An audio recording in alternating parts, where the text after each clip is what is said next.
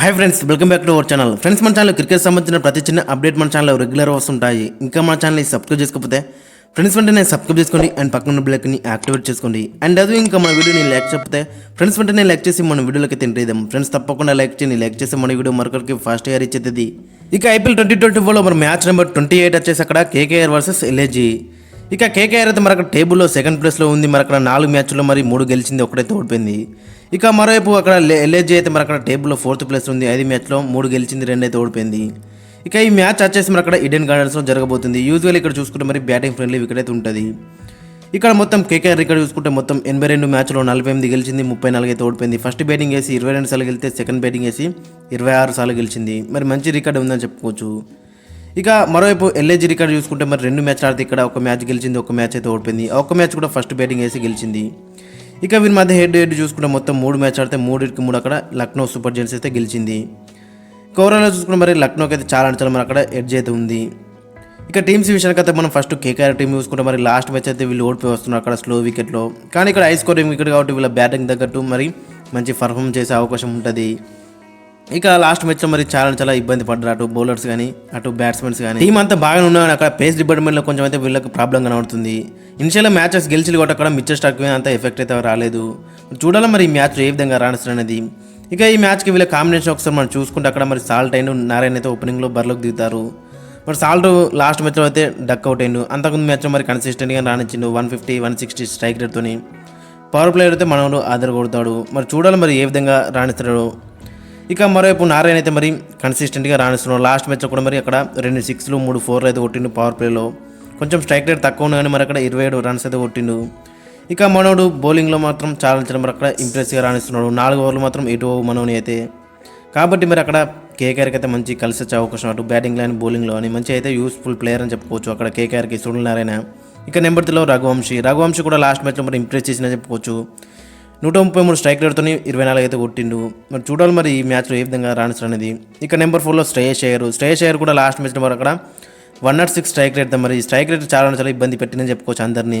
34 కొట్టిండు, 32 బాల్లో 3 4లు మాత్రమే కొట్టిండు. మరి కెప్టెన్స్లో కొంచెం మరి అటు ఇటుగానే కనిపిస్తున్నాడు. చూడాలి మరి ఈ మ్యాచ్లో అవన్నీ ఏ విధంగా రెక్టిఫై చేసుకొని వస్తున్నాడు అనేది. ఇక నెంబర్ 5లో వెంకటేష్ అయ్యర్ కూడా మరి ఇతనికైతే బ్యాటింగ్ వేసే వస్తలేదు. ఒక మ్యాచ్ మంచిగా కానీ తర్వాత మ్యాచ్ అయితే ఇతనికి బ్యాటింగ్ అవకాశం వస్తలేదు. చూడాలి మరి ఫామ్లో అయితే ఉన్నాడు, బట్ బ్యాటింగ్ అవకాశం అయితే వస్తలేదు ఇతనికి. ఇక నెంబర్ 6లో రింకు సింగ్ కూడా మరి ఆన్ అండ్ ఆఫ్ అయితే బ్యాటింగ్ ఛాన్స్ వస్తున్నాయి. లాస్ట్ మ్యాచ్లో ఛాన్స్ వచ్చినాయని మరి అక్కడ మరి కేవలం 9 పరుగులు కొట్టిండు 14 బాల్లో. కొంచెం డిసప్పాయింట్ చేసిన చెప్పుకోవచ్చు. ఆ స్లో వికెట్ మీద కొంచెం బాగి రన్స్ కోతే మాత్రం చాలా బెటర్ ఉండేది. చూడాలి మరి ఈ మ్యాచ్లో ఏ విధంగా రాణిస్తున్నది. ఇక నెంబర్ 7లో రసల్ కూడా మరి లాస్ట్ మ్యాచ్లో ఇబ్బంది పడ్డాడు. ఆ స్లో వికెట్ విన్న మాత్రం అక్కడ కేకేఆర్ బ్యాట్స్మెన్స్ అందరూ కూడా ఇబ్బంది పడ్డారు. మరి చూడాలి ఈ ఫాస్ట్ వికెట్లో మరి రసల్ ఏ విధంగా రాణిస్తారు అనేది. 2 4లు అయితే కొట్టినాయని అక్కడ ఇబ్బంది పడ్డాడని తెలుసు మనకి. ఇక నెంబర్ 8లో రమన్దీప్ సింగ్ కూడా లాస్ట్ మ్యాచ్లో ఒక 6 కొట్టిండు, తర్వాత అవుట్ అయ్యిండు. 13 కొట్టిండు 12 బాల్లో 108 స్ట్రైక్ రేట్తో. అంతగా ఇంప్రెస్ అయితే చేయలేడు. మరి ఇతని ప్లేస్లో మనీష్ పండిన్ కూడా తీసుకొచ్చే అవకాశం ఉంటుంది ఒకవేళ గిట్ట మరి ఇనిషియల్ వికెట్లు జల్జల్ పడితే గిట్ట. ఇక నెంబర్ 9లో మిచ్చర్ స్టార్క్ కూడా మరి ఒక్క మ్యాచ్ మినాయిస్తే మరి అన్ని మ్యాచ్లో కూడా తేలిపోయిందని చెప్పుకోవచ్చు. మరి లాస్ట్ మ్యాచ్ కూడా ఆ స్లో వికెట్ పైన ఓవర్కి 10 అయితే ఇచ్చిండు. మరి 3 ఓవర్లు వేసి 29 రన్లు అయితే ఇచ్చిండు. మరి చూడాలి ఈ మ్యాచ్ ఏ విధంగా కంబ్యాక్ చేస్తారనేది. ఇనిషియల్గా మ్యాచెస్ గెలిచి కాబట్టి అతని అయితే ఎఫెక్ట్ అయితే వాళ్ళలేదు. ఇక నెంబర్ 10లో వైభవ్ అరోరా కూడా లాస్ట్ 2 మ్యాచ్లో మంచిగా రానిచ్చిండు. లాస్ట్ మ్యాచ్లో కూడా 2 వికెట్లు తీసిండు. అంతకుముందు మ్యాచ్లో 3 వికెట్లు తీసిండు. మరి మంచిగా ఇంప్రెస్ చేస్తున్నాను చెప్పుకోవచ్చు. ఒకవేళ గిట్ట హర్షిత్ రాణా ఫిట్ అయితే మాత్రం అతనికి ఛాన్స్ ఇస్తారా ఇతనికి ఛాన్స్ ఇస్తారా అనేది మనకి ఇంట్రెస్టింగ్గా కనబడుతుంది. మరి ఇద్దరితో కూడా వెళ్ళే అవకాశం ఉంది అక్కడ. ఇక నెంబర్ 11లో వరుణ్ చక్రవర్తి కూడా మరి లాస్ట్ మ్యాచ్లో అక్కడ చాలా ఇబ్బంది పడ్డాడు. ఒక్క వికెట్ కూడా తీయలేకపోయిండు. కొంచెం ఎకనామిక్లో వేసినా అని ఇతని దగ్గర నుంచి అయితే మనం వికెట్లు ఎక్స్పెక్ట్ చేసినాం, కానీ ఆ వికెట్లు అయితే రాలేవు. చూడాలి మరి ఈ మ్యాచ్ ఏ విధంగా కంబ్యాక్ చేస్తారనేది. ఇక ఇంపాక్ట్ ప్లేయర్గా మరి సాయి శర్మకి అయితే ఛాన్స్ ఇచ్చే అవకాశం ఉంది. ఎందుకంటే మరి అనుకుల్ రాయ్కి ఎన్ని మ్యాచెస్ ఛాన్స్ ఇస్తున్నాను అతనైతే ప్రూవ్ చేసుకోలేకపోతున్నాడు. లాస్ట్ మ్యాచ్లో కూడా 1.4 ఓవర్స్లో మరి అక్కడ 18 రన్స్ అయితే ఇచ్చిండు. మరి 10.8 ఎకనమిక్తో అక్కడ. కాబట్టి మరి సాయి శర్మకి అయితే ఛాన్స్ అయితే రావచ్చు. ఇక ఫైనల్గా వీళ్ళ ప్లేయింగ్ లైన్ చూసుకుంటే ఫిల్ సాల్ట్ నారాయణ ఓపెనింగ్ చేస్తే, నెంబర్ 3లో వెంకటేష్ అయ్యర్, 4లో శ్రేయస్ అయ్యర్, 5లో రఘువంశీ, 6లో రింకు సింగ్, 7లో రమన్దీప్ సింగ్, 8లో ఆండ్రే రసల్, 9లో మిచెల్ స్టార్క్, 10లో హర్షిత్ రాణా, వైభవ్ అరోరా, 11లో Varun Chakravarthy and impact player Sai Sharma అయితే బరిలోకి దిగుతారు. ఓవరాల్ చూసుకుని మరి సెటిల్ టీమ్గా కనబడుతుంది. మరి చూడాలి ఏ విధంగా రాణిస్తారు అనేది. ఇక మరోవైపు అక్కడ లక్నో సూపర్ జైంట్స్ అయితే మరి అక్కడ 4th ప్లేస్లో ఉంది టేబుల్లో. 5 మ్యాచ్లో 3 గెలిచింది, 2 అయితే ఓడిపోయింది. మరి లాస్ట్ మ్యాచ్ అయితే ఓడిపోయి వస్తున్నారు. చూడాలి మరి ఈ మ్యాచ్లో ఏ విధంగా కంబ్యాక్ చేస్తారనేది. వాళ్ళందరూ ఫామ్లో ఉండగానే మరి లాస్ట్ మ్యాచ్ అయితే ఓడిపోయారు. మరి 160 ప్లేస్ మరి డిఫెండ్ చేసుకోలేకపోయారు. మరి 13 సార్లు అయితే డిఫెండ్ చేసుకున్నారు. దాన్ని అయితే మరి అక్కడ బ్రేక్ చేసుకున్నారు వాళ్ళే. చూడాలి మరి ఈ మ్యాచ్లో ఏ విధంగా అవన్నిటిని రెక్టిఫై చేసుకుని వస్తున్నారు అనేది. ఇక ఈ మ్యాచ్కి వీళ్ళ కాంబినేషన్ ఒకసారి మనం చూసుకుంటే మరి అక్కడ క్వింటన్ డికా కానీ కేరళ అయితే ఓపెనింగ్లో బరిలోకి దిగుతారు. క్వింటన్ డికాకు లాస్ట్ మ్యాచ్ కూడా మంచిగా రానిచ్చిండు. మంచి స్టార్ట్ దొరికినా దాన్ని పెద్ద కింద అయితే కన్వర్ట్ చేయలేకపోయాడు. మళ్ళీ పెద్ద షాట్ ఆడు అయితే అవుట్ అయ్యిండు అక్కడ ఎల్బిడబ్ల్యూ. లాస్ట్ మ్యాచ్ 19 కొట్టిండు, 13 బాల్లో 4 4లు, అక్కడ 146 స్ట్రైక్ రేట్తోని. ఇక మరోవైపు కేరళ వాళ్ళు కూడా మరి లాస్ట్ మ్యాచ్లో డీసెంట్గా రానిచ్చిండు. 177 స్ట్రైక్ రేట్తోని 39 అయితే కొట్టిండు. ఇక నెంబర్ 3లో దేవదత్ పడికల్కి ఎన్ని ఛాన్సెస్ ఇచ్చినా అని చాలా నచ్చల మరి అక్కడ యూస్ చేసుకోలేకపోతున్నాడు. 5 మ్యాచ్లో కూడా ఏ మ్యాచ్లో కూడా ఒక మంచి ఇన్నింగ్స్ అయితే ఆడింది లేదు. కాబట్టి మరి ఇతని ప్లేస్లో దీపక్ హుడ్డాకి అయితే ఛాన్స్ అయితే రావచ్చు. మరి చూడాలి మరి దీపక్ హుడ్డా ఏ విధంగా రాణిస్తారో. దీపక్ హుడ్డా కూడా లాస్ట్ మ్యాచ్లో ఇంపాక్ట్ ప్లేయర్గా వచ్చినా కానీ అంత పెద్దగా అయితే ప్రభావం అయితే చూపలేడు. ఇక నెంబర్ 4లో స్టోయినిస్ కూడా మరి లాస్ట్ మ్యాచ్లో డిసప్పాయింట్ చేసినా కానీ అంతకుముందు మ్యాచ్లో జీటీ పైన 58 కొట్టిండు. ఇక నెంబర్ 5లో నిక్లాస్ పురాన్ కూడా లాస్ట్ మ్యాచ్లో డక్అవుట్ అయింది అక్కడ కుల్దీప్ యాదవ్ బౌలింగ్లో.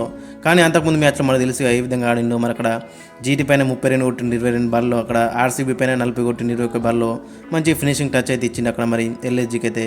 చూడాలి మరి ఈ మ్యాచ్ ఏ విధంగా రాణిస్తారు అనేది. ఇక నెంబర్ 6లో ఆయుష్ బదోని మరి లాస్ట్ మ్యాచ్లో మంచి స్కోర్ రావడానికి మరి ఇతనే కారణం అని చెప్పుకోవచ్చు. మరి ఒకవైపు వికెట్ పడుతున్నాను ఇతనైతే లాస్ట్ అకౌంట్ ఆ స్కోర్ అయితే కొట్టిండు 55 కొట్టిండు 35 బాల్లో. ఇక నెంబర్ 7లో కృణాల్ పాండ్యా అటు బ్యాట్తో కానీ ఇటు బాల్తో కానీ 2 డిపార్ట్మెంట్లో కూడా చాలా మరి ఇబ్బంది పడ్డాడు. ఇక బాల్తో అయితే మాత్రం చెప్పనవసరం లేదు. 2 మిలియన్ రన్స్ అయితే లీక్ చేసిండు దట్టు ఆ స్లో వికెట్లో. మరి చూడాలి ఈ మ్యాచ్లో ఏ విధంగా కంబ్యాక్ చేస్తారు అనేది. ఇక నెంబర్ 8లో హర్షద్ ఖాన్ అటు బ్యాట్తో కానీ ఇటు బాల్తో కానీ మంచిగా ఇంప్రెస్ చేసిందని చెప్పుకోవచ్చు.